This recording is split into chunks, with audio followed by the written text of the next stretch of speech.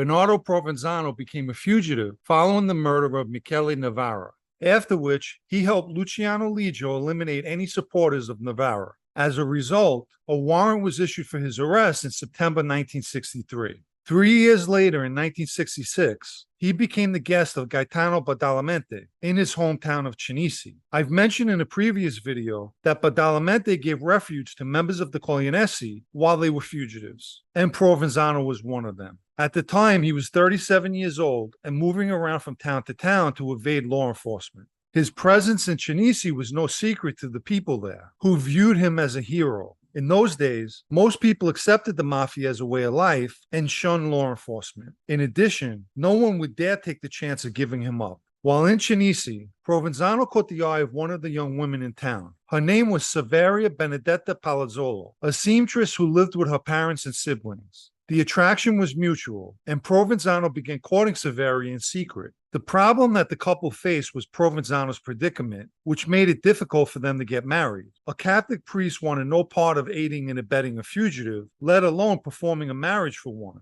They remained fiancés for a number of years and considered themselves engaged. Provenzano would disappear for weeks at a time, having to deal with Coglianesi business. In his absence, Saveria would no longer venture out around the town, which naturally in a small town like that had people gossiping. After some time, the couple moved in together and was staying at her cousin's house. The fact that they were cohabiting as an unmarried couple became a town scandal, so much so that the local police caught wind of it and questioned Saveria about Provenzano's whereabouts, which she denied knowing. Making matters worse, a short time later, she appeared in the town one day visibly pregnant. The police naturally questioned her about her earlier statement that she didn't know where Provenzano was and asked if this was true, and being she's pregnant, how could she not know his whereabouts? Her response shocked them. She said, "Can a woman have a baby with anyone other than her husband?" She was willing to put her reputation on the line in order to protect the man she loved. Her family was very close to Badalament and his family.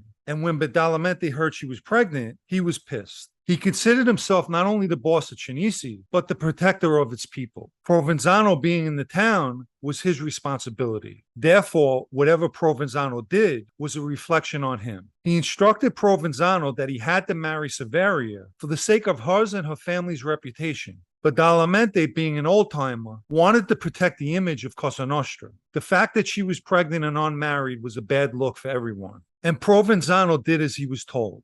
Fast forward to April 15, 1992. After spending 20 years alongside her husband in hiding, Saveria, out of the blue, appeared in Corleone with her 2 children, Angelo and Francesco Paolo. She entered a police station in town and told them, "I am the woman of Provenzano. I have no open accounts with justice. I want to live in Corleone in peace." According to Antonino Giuffre, Provenzano's former right-hand man, Provenzano began collaborating with the Italian state through his wife. This accusation obviously can't be verified. However, there are numerous reports of the Sicilian mafia making deals and negotiating with the Italian state. Naturally, the Italian state has always denied this. Nonetheless, what remains true is, had it not been for Badalament helping Provenzano during his time of need, he would have never met his future wife. How was Badalament repaid for his hospitality? He was forced off the commission and put on the Coglianese's hit list. As I mentioned, in the mob, no good deed goes unpunished.